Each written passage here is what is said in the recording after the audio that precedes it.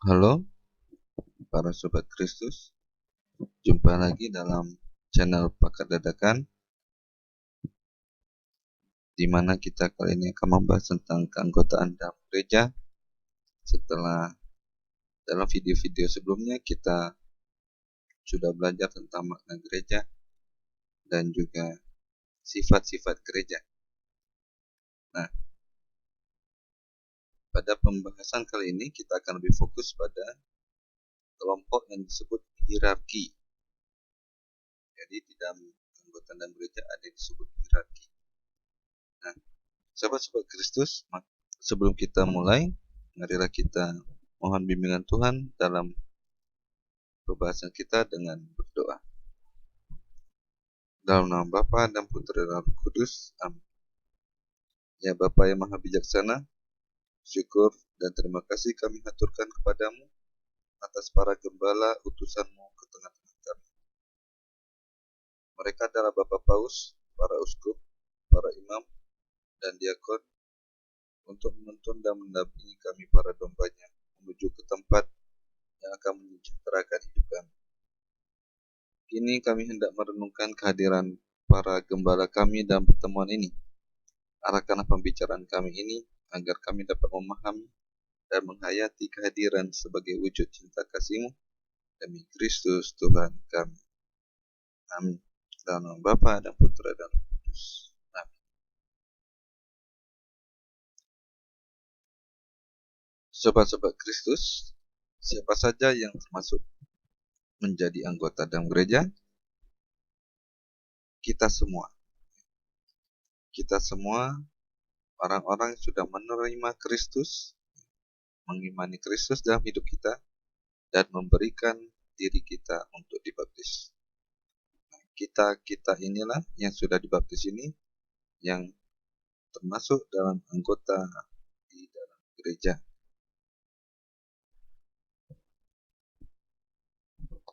Nah, keanggotaan dalam gereja seperti sudah dinyatakan di awal bahwa ada kelompok yang namanya hierarki. Ada dua kelompok, yang satu hierarki dan satu awam, kaum awam. Nah, yang disebut hierarki adalah pertama, yang termasuk dalam hierarki, pertama adalah paus. Yang kedua uskup, ketiga imam atau pastor, dan juga diakon.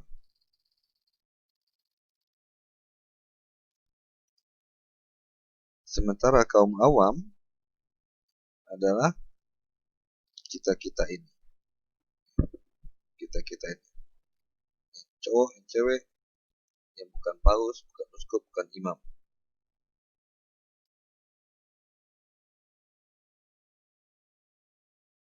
Dan juga suster. Biarawan-biarawati itu juga termasuk kaum awam.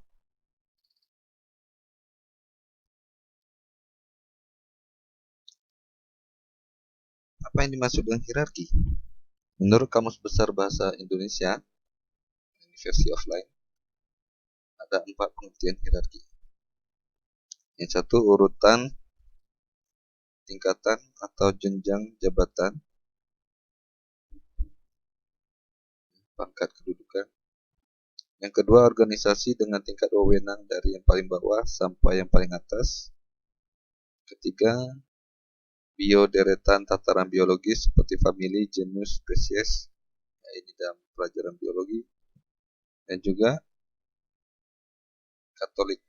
Menurut Katolik, kumpulan pembesar gereja yang diatur menurut pangkat. Ini semua menurut Kamus Besar Bahasa Indonesia.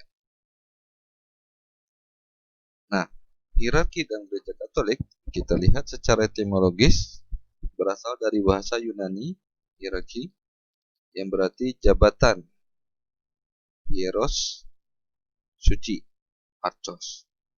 Namun umumnya disebut asal-usul suci atau tata susunan. Nah, dalam tingkatan hierarki tertahbis, hierarkia ordinis, gereja itu terdiri dari uskup, imam, dan diakon. menurut kitab hukum kanonik 330 sampai 572. Terdiri dari uskup, imam, dan diakon. Sementara menurut tata susunan yurisdiksi, hierarkia yurisdiksi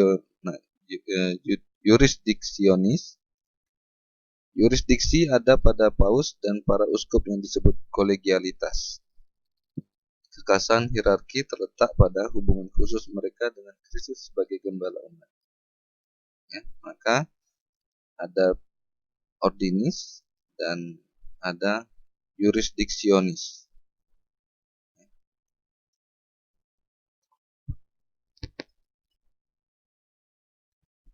Apa dasarnya? Dasarnya adalah perintah Yesus sendiri. Gembalakanlah domba-dombaku, yang dapat kita lihat pada Injil Yohanes bab 21 ayat 15 sampai 19.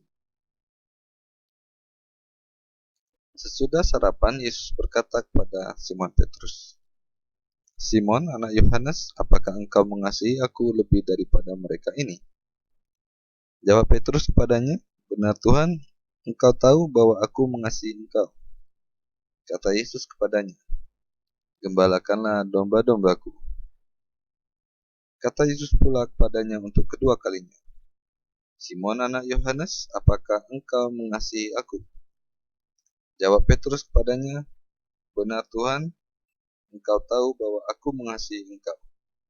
Kata Yesus kepadanya, "Gembalakanlah domba-dombaku." Kata Yesus kepadanya untuk ketiga kalinya, "Simon anak Yohanes, apakah engkau mengasihi aku?" Maka sedih hati Petrus karena Yesus berkata untuk ketiga kalinya, "Apakah engkau mengasihi aku?" Dan ia berkata kepadanya, "Tuhan, engkau tahu segala sesuatu. Engkau tahu bahwa aku mengasihi engkau." Kata Yesus kepadanya, "Gembalakanlah domba-dombaku. Aku berkata kepadamu, sesungguhnya ketika engkau masih muda, engkau mengikat pinggangmu sendiri, dan engkau berjalan kemana saja kau kehendaki.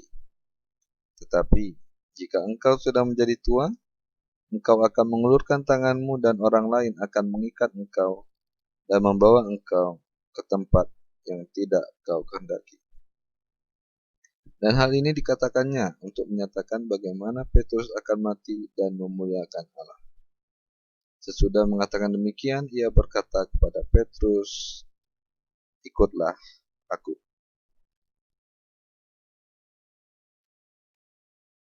Para sahabat Kristus, gembalakanlah domba-dombaku. Kalau kita ingat peristiwa Petrus pernah menyangkal Yesus sebanyak 3 kali. Pada saat Yesus ditangkap, Petrus menyangkal Yesus sebanyak 3 kali dalam satu malam sebelum kokok. Nah, maka kita lihat perintah menggembalakanlah domba-domba, gembalakanlah domba-dombaku. Perintah Yesus itu menggambarkan bahwa perintah itu adalah semata-mata karunia Allah. Ya. Allah memilih berdasarkan kasih karunia semata, bukan karena manusianya, bukan karena Petrusnya, bukan karena si paus, bukan karena si uskup, tetapi memang perintah gembalakan domba-dombanya itu semata-mata karena kasih Allah. Inisiatif dominan ada pada Allah. Manusia bisa berusaha, tetapi tetap semata-mata itu karunia Allah.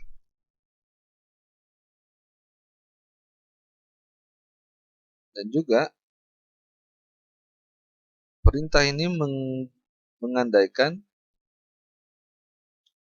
bahwa orang yang dipilih itu mengasihi Allah. Ya, maka yang dituntut oleh Yesus itu hanyalah kasih. Kasih kepada Allah, kasih kepada Tuhan, dan juga kasih kepada sesama. Entah itu sesama manusia maupun sesama ciptaan lainnya. Dan yang ketiga, perintah gembalakanlah domba-dombaku itu mengandaikan bahwa kata-kata domba-dombaku yang digembalakan oleh para hierarki itu adalah domba-domba milik Allah sendiri, bukan milik hierarki. Hierarki tata susunan suci tadi itu memang menjadi pemimpin gereja, menjadi gembala gereja. Tetapi umat seluruh dunia, umat keuskupan itu tetap merupakan umat Allah. Gembala utama adalah Yesus. Maka Yesus selalu menyebut domba-domba sebagai domba-dombaku. Nah, sobat-sobat Yesus, kalau kita lihat tadi, poin pertama bahwa Allah memilih berdasarkan kasih karunia semata, maka kalau kita lihat dalam teks kitab suci tadi, kenapa Petrus yang dipilih, ini cukup menjelaskan. Padahal, kalau kita mengenal Simon Petrus lebih jauh, Petrus itu hanya seorang nelayan yang dipanggil untuk ikut Yesus menjala manusia. Petrus juga ada cerita menarik. Begitu hebatnya dia sehingga bisa seperti Yesus berjalan di atas air. Tetapi begitu terkena angin, ia langsung ragu dan akhirnya tenggelam. Nah, tetapi di lain sisi, Petrus ini juga memiliki iman yang cukup kuat. Ketika dalam kisah lainnya, Yesus bertanya kepada para murid, "Tetapi apa katamu, siapakah aku ini?" Maka jawab Petrus, "Engkau adalah Mesias." Petrus adalah orang yang mengakui Yesus sebagai Mesias. Dan tentu saja kisah terakhir sebelum Yesus menderita sengsara, ketika Yesus sudah ditangkap dan diadili, Petrus yang mengikuti Yesus akhirnya menyangkal Yesus juga. Jadi Petrus ini termasuk orang yang imannya naik turun. Bisa sangat kuat, tapi juga pada waktu singkat juga bisa menjadi orang yang imannya sangat lemah. Maka poin pertama tadi sungguh-sungguh menjelaskan kenapa Petrus yang dipilih itu benar-benar kuasa Yesus semata. Penilaian Yesus semata.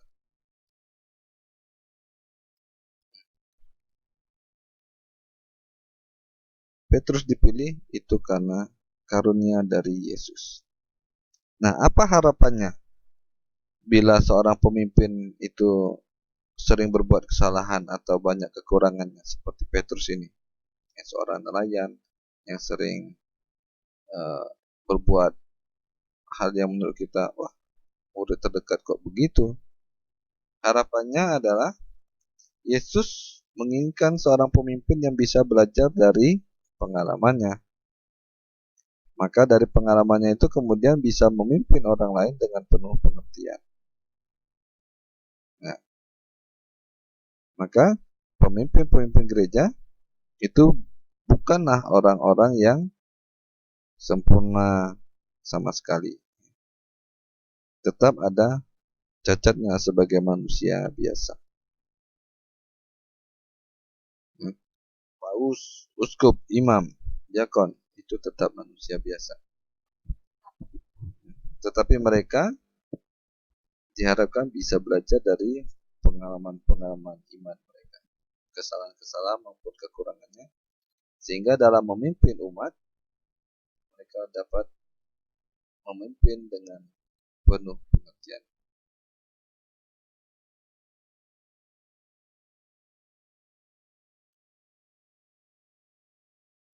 Nah, maka seperti Yesus berkata, damai sejahtera bagi kamu, sama seperti Bapa mengutus aku, demikian juga sekarang aku mengutus kamu.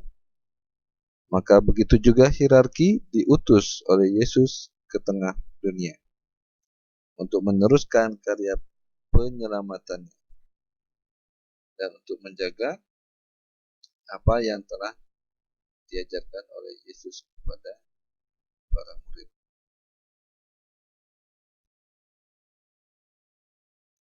Nah, bagaimana ajaran gereja menjelaskan, mengajarkan tentang hierarki-hierarki ini? Di dalam Lumen Gentium artikel 18 yang dihasilkan oleh Konsili Vatikan yang kedua berbunyi demikian. Untuk menggembalakan dan senantiasa mengembangkan umat Allah, Kristus Tuhan mengadakan dalam gerejanya aneka pelayanan yang tujuannya kesejahteraan seluruh tubuh. Para pelayan yang mempunyai kekuasaan kudus melayani saudara-saudara mereka supaya semua yang termasuk umat Allah. Karena itu, mempunyai martabat Kristiani sejati dengan bebas dan teratur bekerja sama untuk mencapai tujuan tadi, dan dengan demikian mencapai keselamatan. Mengikuti jejak Konsili Vatikan pertama, Konsili Suci ini mengajarkan dan menyatakan bahwa Yesus Kristus Gembala Kekal telah mendirikan gereja kudus dengan mengutus para rasul seperti ia sendiri diutus oleh Bapa. Para pengganti mereka, yakni para uskup, dikehendakinya untuk menjadi gembala dalam gerejanya hingga akhir zaman. Namun, supaya episkopat itu sendiri tetap satu dan tak terbagi, ia mengangkat Santo Petrus menjadi ketua para rasul lainnya. Dan dalam diri Petrus itu, ia menetapkan adanya azas dan dasar kesatuan iman, serta persekutuan yang tetap dan kelihatan. Ajaran tentang penetapan, kelestarian, kuasa, dan arti primat kudus Imam Agung di Roma, maupun tentang wewenang mengajarnya yang tak dapat sesat, oleh Konsili Suci sekali lagi dikemukakan kepada semua orang beriman, untuk diimani dengan teguh dan melanjutkan apa yang sudah dimulai itu. Konsili memutuskan untuk menyatakan dan memaklumkan di hadapan mereka semua ajaran tentang para uskup, pengganti para rasul, yang beserta pengganti Petrus, wakil Kristus, dan kepala gereja semesta yang kelihatan, memimpin rumah Allah yang hidup. Ajaran gereja ini juga bisa ditemukan di artikel-artikel selanjutnya, artikel 20, 22, 27, dan 29. Semua mau membahas tentang hierarki.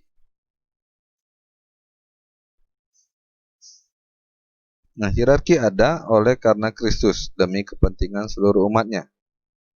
Dan oleh Roh Kudus, gereja perdana menghidupi dan menghayati kepemimpinan itu.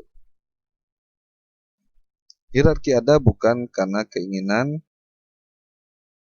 para uskup, para rasul, tetapi ada oleh karena Kristus sendiri yang menginginkan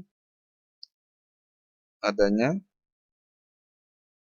kepemimpinan yang menjaga kawanan, adanya kegembalaan yang menjaga kawanan. Nah, kawanan itu dijaga oleh gembala yang dihidupi oleh Roh Kudus.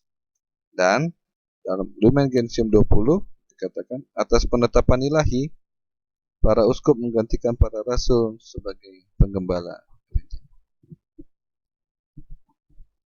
Nah, bagaimana struktur hierarki? Ada yang paling atas adalah Dewan Para Uskup dengan Paus sebagai kepalanya, kemudian Paus sendiri sebagai pemimpin para rasul, kemudian uskup, dan juga para pembantu uskup, yaitu imam dan diakon. Ini adalah struktur hierarki. Ada 5. Sementara orangnya ada paus, uskup, imam, dan diakon. Nah, kita lihat satu persatu. Struktur yang utama, yang teratas adalah Dewan para uskup dengan paus sebagai kepala.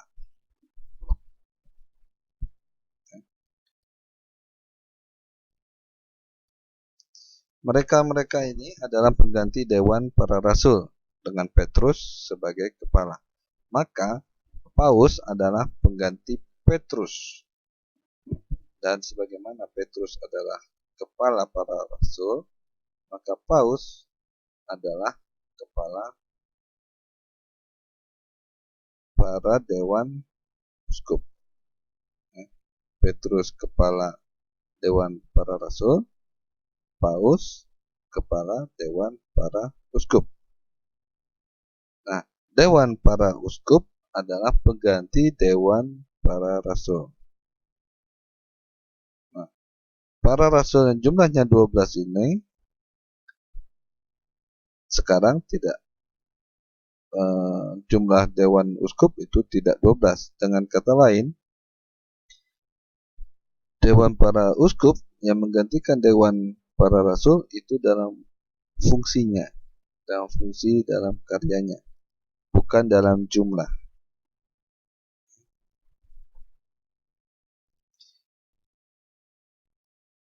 Nah, sobat-sobat Kristus,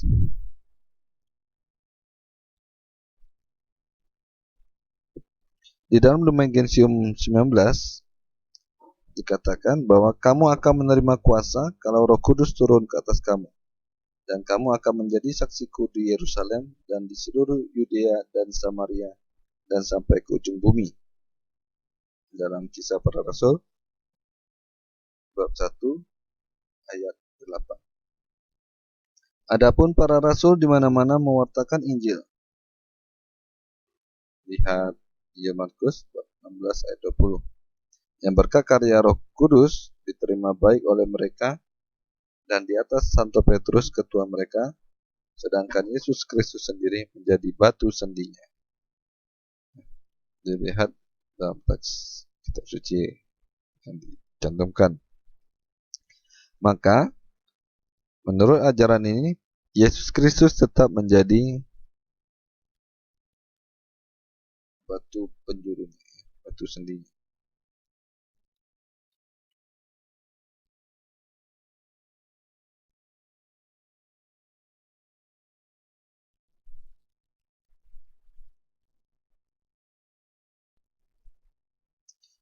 Nah, di dalam Lumen Gentium 22, adapun dewan atau badan para uskup hanyalah berwibawa bila bersatu dengan Imam Agung di Roma, pengganti Petrus sebagai kepalanya, dan selama kekuasaan primatnya terhadap semua, baik para gembala maupun kaum beriman, tetap berlaku seutuhnya, sebab Imam Agung di Roma berdasarkan tugasnya, yakni sebagai wakil Kristus dan gembala gereja semesta, mempunyai kuasa penuh, tertinggi, dan universal terhadap gereja, dan kuasa itu selalu dapat dijalankannya dengan bebas.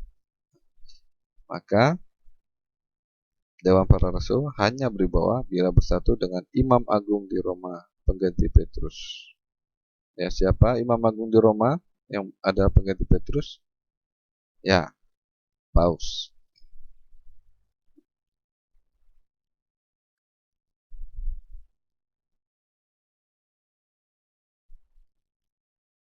Nah, seseorang menjadi anggota Dewan para Uskup dengan menerima tabisan sakramental dan berdasarkan persekutuan hierarkis dengan kepala maupun para anggota dewan. Itu di Lumen Gentium 22. Menjadi anggota dewan dengan menerima tabisan. Maka tabisan uskup itu adalah sakramen, ya, bentuknya sakramen. Dalam gambar kita lihat adalah prosesi tabisan uskup. Nah, sebagai lambang kolegialnya, tabisan uskup selalu dilakukan oleh paling sedikit 3 uskup. Paling sedikit 3 uskup. Tapi kalau kita lihat dalam gambar itu banyak. Nah, sobat-sobat Kristus,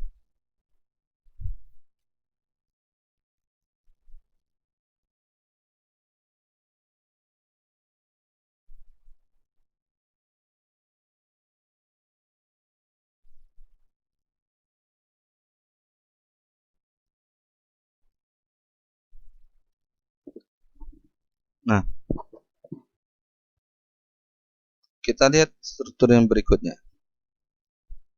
Paus. Paus yang menjabat sekarang kita kenal dengan nama Fransiskus. Paus Fransiskus. Nama aslinya adalah Jorge Mario Bergoglio, seorang Argentina. Di dalam Injil Matius bab 16 ayat 15 sampai 19, Yesus bertanya kepada mereka, "Tetapi apa katamu, siapakah aku ini?" Maka jawab Simon Petrus, "Engkau adalah Mesias, Anak Allah yang hidup." Kata Yesus kepadanya, "Berbahagialah engkau Simon bin Yunus, sebab bukan manusia yang menyatakan itu kepadamu, melainkan Bapa-Ku yang di surga. Dan aku pun berkata kepadamu, engkau adalah Petrus, dan di atas batu karang ini aku akan mendirikan jemaatku, dan alam maut tidak akan menguasainya. Kepadamu akan kuberikan kunci kerajaan surga. Apa yang kau ikat di dunia ini akan terikat di surga, dan apa yang kau lepaskan di dunia ini akan terlepas di surga."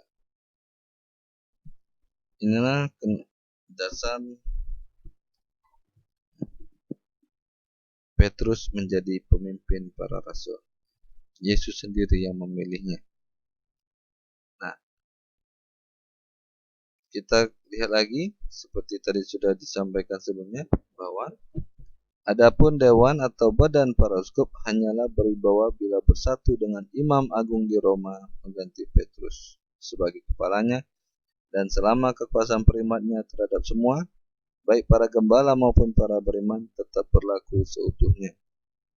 Sebab Imam Agung di Roma berdasarkan tugasnya, yakni sebagai wakil Kristus dan gembala gereja semesta, mempunyai kuasa penuh, tertinggi, dan universal terhadap gereja. Dan kuasa itu selalu dapat dijalankannya dengan bebas. Maka dalam ajaran ini, bahwa dapat kita pahami bahwa Paus itu adalah Imam Agung di Roma.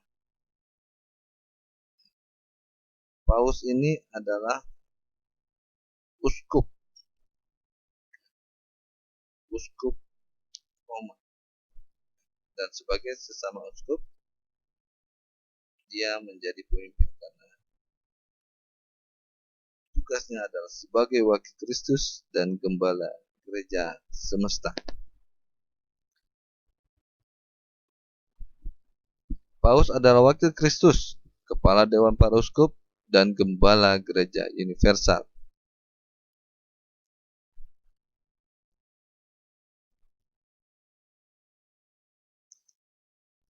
Maka tugas perutusan Paus adalah menjadi sumber dan dasar yang kelihatan dari kesatuan gereja. Dan lewat penetapan ilahi yang memperoleh kuasanya yang penuh, tertinggi, langsung, dan universal. Penetapan itu walaupun dalam bentuk tindakan perbuatan manusia, konklav, sidang konklav, tetapi iman Katolik mempercayai bahwa Paus yang terpilih itu adalah lewat penetapan ilahi.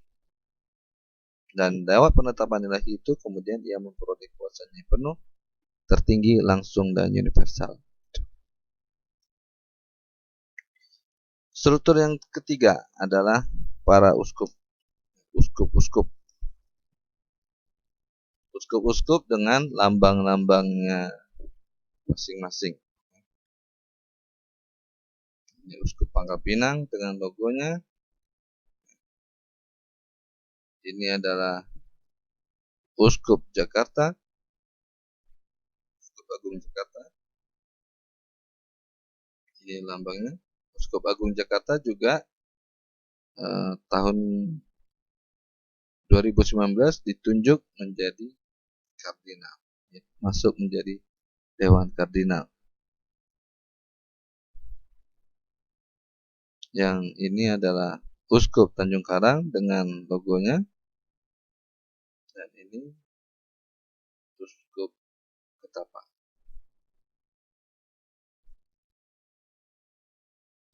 Kita lihat ajaran gereja, ya. Sedangkan masing-masing uskup menjadi asas dan dasar kelihatan bagi kesatuan dalam gereja khususnya, yang terbentuk menurut citra gereja semesta. Gereja Katolik yang satu dan tunggal berada dalam gereja-gereja khusus dan terhimpun daripadanya. Maka dari itu, masing-masing uskup mewakili gerejanya sendiri, sedangkan semua uskup bersama paus mewakili seluruh gerejanya dalam ikatan damai, cinta kasih, dan kesatuan. Masing-masing uskup yang mengetuai gereja khusus menjalankan kepemimpinan pastoralnya terhadap bagian umat Allah yang dipercayakan padanya, bukan terhadap gereja-gereja lain atau gereja semesta, tetapi sebagai anggota Dewan para Uskup dan pengganti para rasul yang sah. Mereka masing-masing atas penetapan dan perintah Kristus wajib menaruh perhatian terhadap seluruh gereja. Ini ajaran gereja dalam Lumen Gentium 23. Apa yang dimaksud dengan gereja khusus? Uskup mewakili gerejanya sendiri, gereja khusus tadi. Maksudnya yang kita kenal dengan keuskupan. Contohnya, Uskup Pangkal Pinang, Monsinyur Adrianus Sunarko OFM, itu gereja khususnya adalah yang ditunjukkan dengan warna hijau. Terbagi dari dua provinsi. Provinsi Kepulauan Bangka Belitung dengan Provinsi Kepulauan Riau. Nah, uskup bertanggung jawab terhadap umat Allah yang dipercayakan padanya di keuskupan. Uskup memimpin umat, memimpin pastoral di wilayah ini. Tetapi sebagai anggota dari Dewan Uskup, Uskup Pangkal Pinang juga melihat dan menaruh perhatian gereja universal.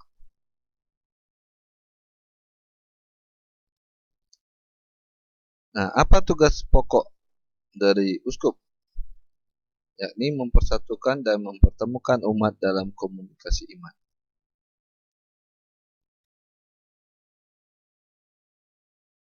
Nah, tugas pokok ini kemudian dibagi menjadi 3 tugas khusus, 3 bidang. Yang pertama, pewartaan.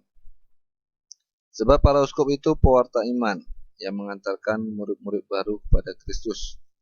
Mereka mengajar yang otentik atau mengemban kewibawaan Kristus.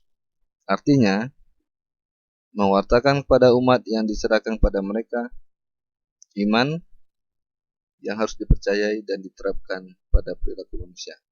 Lumen Gentium 25. Bidang perayaan. Mempersembahkan ibadat agama Kristen kepada Allah yang Maha Agung dan mengaturnya menurut perintah Tuhan dan hukum gereja. Lumen Gentium 26. Membimbing gereja-gereja dalam bidang pelayanan, membimbing gereja-gereja yang dipercayakan kepada mereka sebagai wakil dan utusan Kristus dengan petunjuk-petunjuk nasihat-nasihat dan teladan hidup mereka, tapi juga dengan kewibawaan dan kuasa suci. Lumen Gentium 27. Nah, di antara 3 bidang ini, yang paling penting adalah pewarta.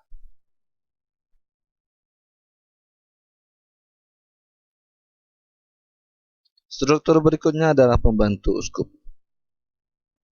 yaitu pastor dan diakon. Pastor itu merupakan wakil uskup. Wakil uskup dalam arti tertentu, kemudian imam itu menghadirkan uskup di setiap jemaat. Sementara diakon itu merupakan tingkatan hierarki yang lebih rendah dibandingkan imam, sesama pembantu uskup.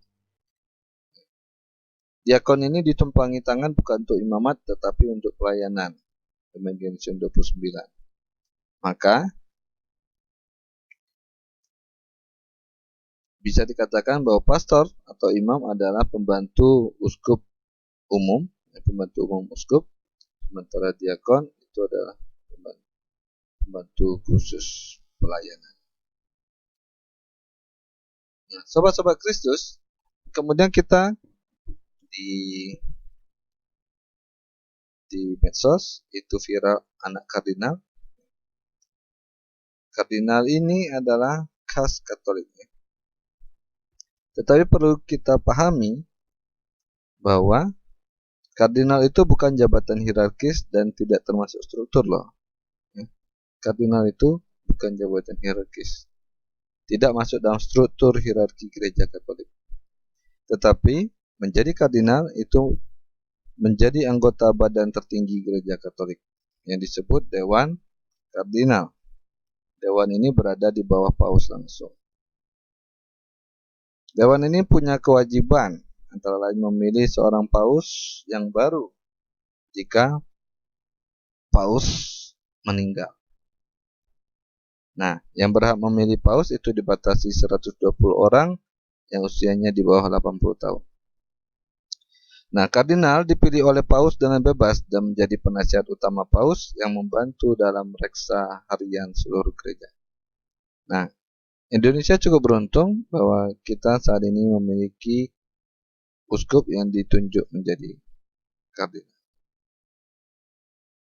yaitu Uskup Agung Jakarta, Monsinyur Ignatius Suharyo.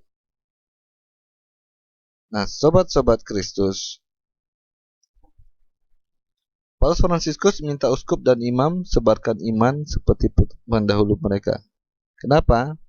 Karena fungsi khusus hierarki itu adalah melanjutkan menjadi perpanjangan tangan dari 3 tugas Kristus sebagai nabi, sebagai imam, dan sebagai raja.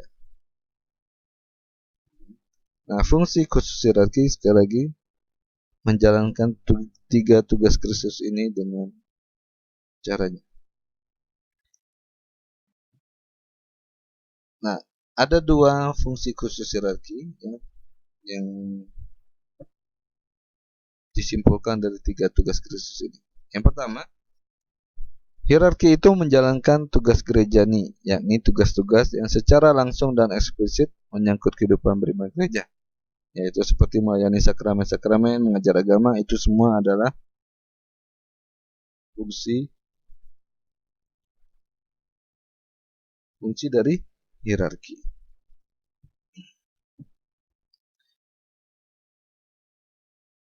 Yang kedua, hierarki itu menjalankan tugas kepemimpinan dalam komunikasi iman, mempersatukan umat dalam iman dengan petunjuk, nasihat, dan teladan.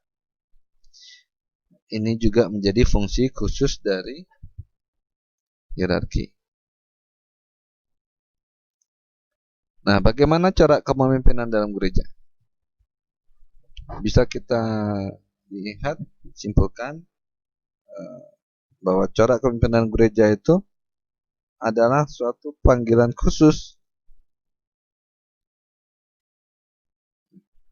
Menjadi pemimpin dalam gereja itu adalah panggilan khusus, di mana campur tangan Tuhan itu sungguh unsur yang dominan. Jadi kepemimpinan dalam gereja itu tidak diangkat berdasarkan karena dia berbakat, karena dia pintar, karena dia cakap, karena dia gesit, ataupun prestasi-prestasi lainnya. Nah, cara kepemimpinan gereja ini itu sifatnya mengabdi dan melayani dalam hati yang sesungguh-sungguhnya.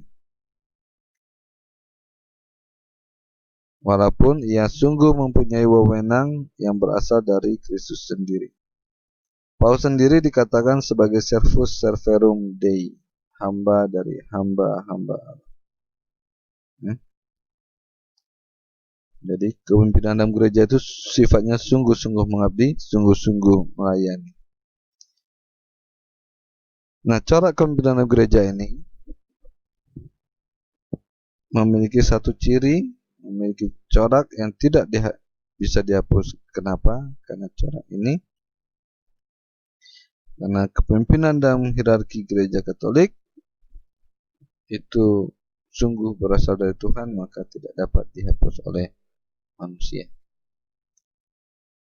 Nah, Sobat Kristus, demikian yang bisa kita bahas dari kelompok hierarki dalam keanggotaan dalam gereja. Kelompok yang kedua, kaum awam, akan kita bahas di dalam video selanjutnya. Maka jangan ketinggalan untuk terus mendalami, untuk membahas tentang keanggotaan dalam gereja di video channel Pakat Dadakan selanjutnya. Maka kita tutup dengan berdoa. Dalam nama Bapa dan Putra dan Roh Kudus. Amin. Ya Bapa, baru saja kami Kau tuntun untuk mengerti lebih mendalam dalam pertemuan ini makna kehadiran para gembala kami di tengah himpitan dunia ini.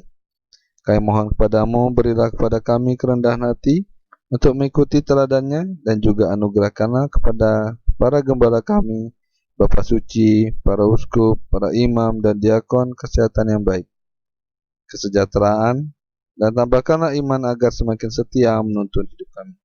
Engkau kami puji kini dan sepanjang masa. Amin. Dalam nama Bapa dan Putra dan Roh Kudus. Amin. Sahabat Kristus, dengan demikian video ini kita akhiri. Sampai jumpa. Tuhan memberkati.